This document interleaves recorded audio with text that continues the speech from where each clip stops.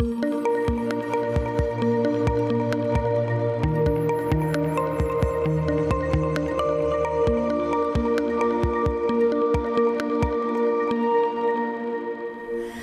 and welcome to the Cruise Files. I'm Cheryl Baker, and in this programme we aim to inspire and educate about the wonderful world of cruise holidays.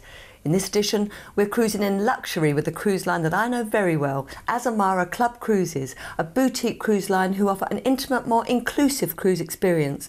And to tell us more, I'm delighted to be joined by the Managing Director himself, Richard Twynham. Richard! Hi, Cheryl. Oh, I loved Azamara. Oh, great. Beautiful, Good. beautiful. I went on the Quest. Yes. Beautiful ship. But how did it all start with Azamara? Royal Caribbean Corporation are our parents, and they got the two ships from Renaissance Line back in 2008. They hired Larry Pimentel, our chief exec, in 2009, and we've been going ever since. And what makes it different from That's a great Royal question. Caribbean and all the others, basically? Sure. The first obvious thing is size. We're two small boutique floating ships. But what really stands us apart is our focus on destination. So the way that we talk about that is through longer stays and more overnights, because we tend to overnight in ports of call when we focus purely on the destination experience. Lots of ships do a great job of showcasing all the different things there is to do on board. We want you to get off the ship and go and experience the destination. This is what I loved about it, because I was working for a television company, right. And we stayed on Azamara, I think, for a week. We joined it midway in Hong Kong, yeah. And it was in Hong Kong for 2 or maybe 3 nights, I can't remember, and I thought, you can't go to Hong Kong and stay for a few hours. You've got to... And, of course, it was Hong Kong Harbour, exactly. where the big ships can't go. Well, it's interesting. Hong Kong's actually got a new cruise terminal, and we don't use it because the new cruise terminal in Hong Kong is about 40 minutes out in the middle of Hong Kong. Yeah. So we stay at the old Ocean Terminal, which has got that panoramic view of the Hong Kong skyline. Oh, wonderful. And it's just fantastic. I took so many fantastic photos leaving Hong Kong Harbour. I hope we got them up. And then going down rivers, and it was just a joy. Yeah, it's fantastic, isn't it? What makes it so special, though, on board the ship? Well, the way that we talk about it is that actually people come to us because of where we sail, and they come back to us because they fall in love with the crew and the quality of the service. And hotel directors and cruise directors and captains are really important parts when you go on your cruise holiday. And you actually get to know these guys. People come to us because of Captain Carl, because of hotel director Philip. They want to connect with them, and they do with us. They're really visible when you sail with Azamara. Captain Carl, is he still the captain? Yeah, he's still the captain. Yeah, Carl Smith. Yeah, he's in the video as well. And I interviewed people on board that had been back time and time and time again. So you're right, when people cruise on Azamara, they fall in love with it and they can't wait to come back. Over 50% of our guests repeat with us. Yeah, yeah. Because they love it. And as we've said, they go to ports of call that the big ships can't That's go right. to. But how long are your holidays or your cruises? They vary from a 3-night cruise right up to a 21-night cruise. Now, interrupting you, the 3-night cruises, I can imagine a 3-night cruise on a party ship with stag nights and things like that. But on Azamara? Yeah, because Azamara is a bit... Well, we're a sort of informal floating boutique hotel, right? We're a sort of informal luxury hotel. And actually there are a lot of very... Because cruise has a perception of an older customer. Actually, a lot of younger cruisers have got lots of cash. And they don't want to go away for a week. They want to go and do a long weekend on a cruise ship, you know, sitting outside Monaco or doing Portofino. And we can offer that. Okay. So we've done the first 3 of them last year. They were hugely successful. They weren't a party cruise at all. They were just a nice long weekend in the south of France. And we've got 1 this year and 2 next year. You had 2 ships in the fleet when I was on board. Is that still the same? Correct. Azamara Journey and Azamara Quest. Right. And what's really exciting about those 2 ships at the moment is they've just come out of dry dock. So we've just upgraded every single stateroom and every single public space. So they're like a brand new ship. And in fact, in the history of Royal Caribbean Corporation, those 2 ships get the highest levels of guest satisfaction of any ship. Really? Yeah. And tell me about ports of call. Wow, so in 2017 we go to 208 ports in 63 countries around the world. So you can go into the Caribbean, Costa Rica, Panama Canal, Los Angeles, San Diego. You can do all the small islands of the Caribbean. You can go around Britain, go up to the Baltics. You can do Australia, New Zealand, Hong Kong. the Seychelles, Mauritius, This India. sounds like you've got a fleet of a dozen ships. It does. They work really hard. And what's the average length of? You say it's 3 days, but the average About 10 is nights is a typical cruise. Yeah. But you know, we do a Monaco Grand Prix cruise every May, 5 nights, really popular because we sail into Monaco Harbour first thing in the morning on race day, and then we sail out that night. So you get to experience the Grand Prix, but you also get to experience all the rest the Côte d'Azur has to offer.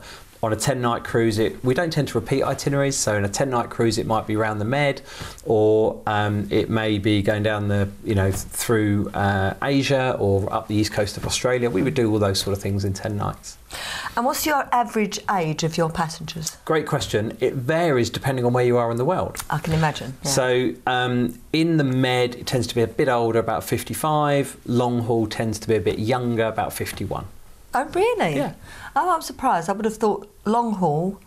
You thought it might be a bit older? Yeah. Well, it's because we get our customers from 4 different places, mainly around the world: UK, Australia, Canada, and the US. And the UK market puts about 25% of our guests on board, and we've actually brought the age down a little bit, which is quite nice. But that's good. I think cruising is becoming a younger thing. I think the days of it being the rich and famous and the elderly are gone. Without a doubt, particularly with the growth in multi-generational holidays, right? Grandparents want to go away with kids and grandkids, really, really popular. And we get a bit of that, but we don't really have any kids catering facilities. We don't cater for children. We don't have any childcare, etc. But on some of the big new ships, with say Royal Caribbean, that's a brilliant example. Yeah, they're the party ships, aren't they? They're perfect for big families. So yours mainly is adults. Correct. And do you cater for singles? Absolutely, yeah, very popular actually, because we don't charge on a selection of about 12 sailings a year. Our single supplement isn't as high as it is with other cruise lines. So our single supplement might only be 125% instead of being over 200% with certain cruise lines. How about the passenger crew sort of relationship? Because on the smaller ships, it's more intimate, isn't it? It's just short of 2 to 1. So 1 crew member to 2 passengers. Correct. Yeah, it's just short of that. But it totally varies depending on where you are in the world, because if you've got a cruise with a lot of sea days, then obviously there's slightly more pressure on the team on board. But when you're in port for 3 days, then the ship, there's so much space on that ship at that point because everyone's off exploring. It never feels hugely busy either at sea or on land, but naturally when you've got 3 or 4 sea days, it feels a bit busier on board, as you'd expect. How many passengers? 686. Oh, so it is a small boutique Absolutely, ship, yeah. They are, I should say, That's absolutely. Are they both exactly the same? Yeah, identical. And we've got lots of people that say Quest is best, or they prefer Journey because of a different captain or whatever. But the physical plant, all the restaurants, everything else, identical. So the passengers sometimes come back not only because of the ship, but because of the crew. Absolutely right. Yeah. Absolutely. We have a sort of a dream team, we call it, of hotel director Philip and Captain Carl, who we mentioned earlier. Yeah. They're both Brits, purely coincidental. And they have got a hardcore following of people that when we go on sale for 2018, the first question from a guest is it Carl and Philip? Yeah. And they'll book it if it is. It's amazing. Do you find that passengers actually book holidays at the same time as other passengers you've met as well? Yeah, absolutely. So we've got a cruise in 2016 that goes from Southampton to Montreal, and it is full of people that want to cruise together. Yeah. Because we've never done that itinerary before. It's all the rivers of Canada and things like that. Yeah. And they were just desperate to see it with Azamara, and they knew that so many of our frequent guests are on it. So it sold out in a heartbeat because of that. Fantastic. Yeah.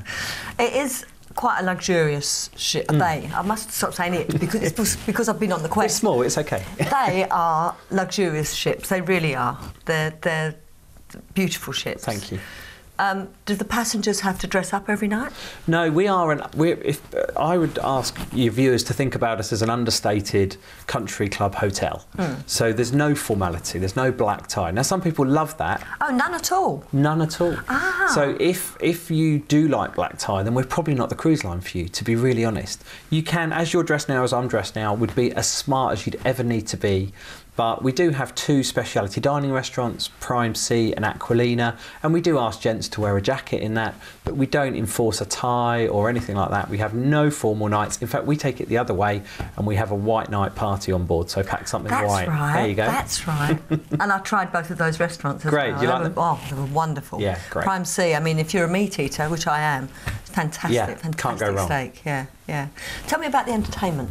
So because we're a small ship, we have small intimate spaces around the ship rather than big theatres. So if you go into the Prime Sea bar, you might have a lady singing. If you go to the main restaurant bar, there might be a saxophonist or a cello player or something like that. We do have a cabaret lounge, seats about 300, and we have an onboard entertainment team, including an entertainment director. But we don't tend to talk too much about it because we want you to go and experience the destination. But we offer talks, we offer Broadway reviews, we sometimes get special entertainers on board. But don't come to us just for the entertainment. Come to us because of where Azamara sails. Yeah, I mean, when I sailed with the Quest, I can't remember the places but Phnom Penh. Yeah, and Halong Bay maybe in Vietnam. Yeah, that was it. Yes, yeah. And I thought, I'm on a ship and I'm going to these fantastic places. Yeah. That was the beauty of it because of its size. Absolutely, we can get into those ports and up those rivers the big ships can't get into. So in Europe, that means places like Bordeaux and Seville, or into Qatar in Croatia, but then in Asia it means up the river into Ho Chi Minh City. Yeah. We can even go. I went there. Oh, good. Yeah. We can even go to the Maldives. So we can really take you to those spots that the big ships can't get in, which means that A, you save time because you're not doing a lot of coach journeys, and B, you get more time to explore. It's your holiday after all. Yeah, absolutely. Well, Richard, stay right where you are. We're going to be back just after this break.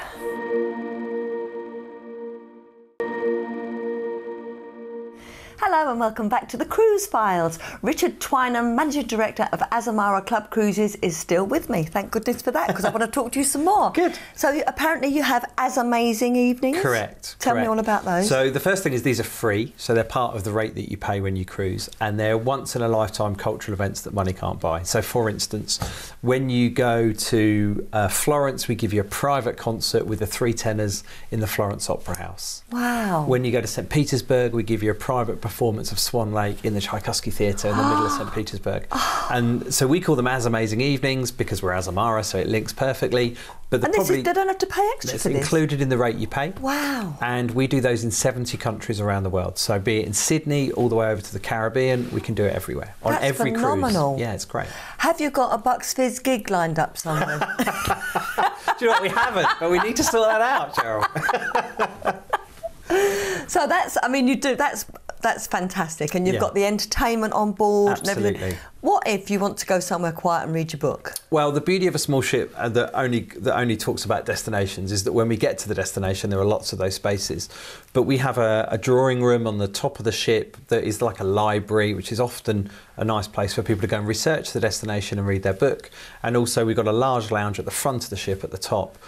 Called the living room. Lots of comfortable places to sit, watch the world go by because it's your holiday after all, and either write a diary or send a postcard home or whatever it might be. So don't worry, there's lots of space. I think it was the library. Maybe it's different now because, as you say, it's just been refurbed.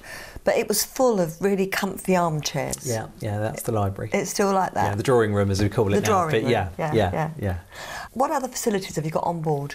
So everything you'd expect from a cruise ship. We have a swimming pool. We've got a fantastic little coffee shop called Mosaic Cafe, and everything's included in the rate. So when you get back from a long day sightseeing, if you just fancy a hot chocolate or a latte and a nibble, we can do that. Now, that's different because a lot of the big ships you have to pay extra for those little speciality coffees and things. Correct. So you don't have to on Azamara. We describe ourselves as being more inclusive. Right. So that means that all your food, all your house alcohol, all your speciality teas and coffees, all your tips, because Brits don't like to tip, your tips. We don't, do we? And all your bottled water. Bottled water is really important. On some cruise lines, bottled water can be $10 a bottle. Yeah. And with Azamara, it's all included. So you don't have to think about anything. It's all done. But we also have a casino, so you can gamble in the casino if you want. But as I say, we're all about where we go. The ship is fantastic, beautifully appointed. It's got everything you need, including a self-service laundry and an ironing room if you want to iron. But we really want you to go and explore. Yeah. OK, if you've got a day at sea... Yes. What happens then? What about the spa?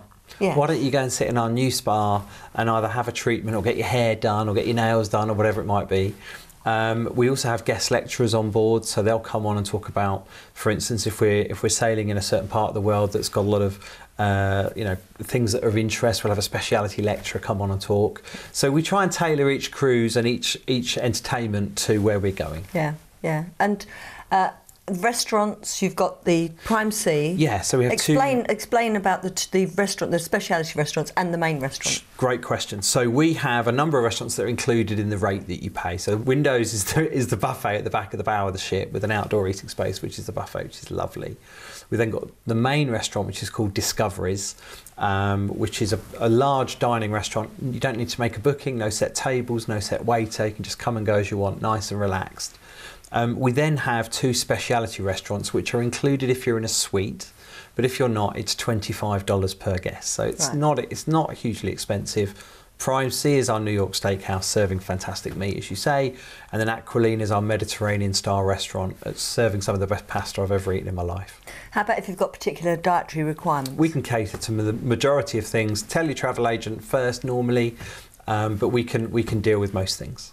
Okay, so I'm on my own. Yes. And I've never cruised before. Yes. And should I come to Azamara? Well, I'd really encourage you to do so, because we don't try and patronise single travellers. If we know we've got a lot of people that are travelling on their own, we might do a meet and mingle gathering, but we don't force it, if you like. And if we know there's a group of people travelling on their own on a certain tour, then we might send a particular good tour guide on that to just make sure that everyone interacts and gets on with each other. But if people want to be quiet and have a quiet time, then we respect that as well. How about family? You don't really recommend for families, do you? We do get some. We just don't have a kids club, babysitting facilities or anything like that. So it's on the parents. And as a father of 2 young kids, then I want someone to take care of my kids on holiday. Have you taken your kids on? Yeah, I have. And we had a great time. But I wouldn't. If you've got young children in particular, they'll get bored quite quickly. Yeah. You want a and big also ship. Some adults don't want children around them. They want to get away from the kids. There's a bit of that as well. Yeah. So tell me about the accommodation on board. So we've got 4 standards of accommodation. So inside club stateroom, which is actually larger than a standard inside, but doesn't have a view, doesn't have a window, doesn't have a balcony. We then have our club ocean view, which are really well appointed, nice large picture window of the ocean with a shower. And all the other things you'd expect in a cruise stateroom. Mm-hmm. We then go into our club verandas, and all of these rooms have just been refurbed. The club veranda we've put some little touches in there in the refurb that I think are really smart. One of my bugbears when I travel is you can never plug anything in by the bed. It's always on the other side of the room. Yeah. So we've removed that problem. On the bottom of the lamps by the side of the bed, we've put USB ports. So you can just take the cables, put them in there. So if you want your phone by your bed or your iPad or your Kindle or whatever it might be, then you can do it. We then go up to our suites. We have a number of different suites. So we have the Club Continent suites, which after the refurbishment look like a penthouse suite. We've got lots of low-level storage in there. We've put a brand new lit mirror in the corner so that we went out to our guests, particularly the ladies, and said, where do you want to dry your hair? And they said, we want a lit mirror in the corner. We don't want to be doing it in the bathroom and faffing about. So we've listened to that and we've done that. And in the suites, you get a choice of either a shower or a bath. Okay. Oh, a bath. You can have a bath. A bath on a ship. Yeah. Wow. I know. Whatever next. Normally, you can have your shower and anything else you want to do in the bathroom at the same time. There you go. They're so small. Yeah, that's true. That's true.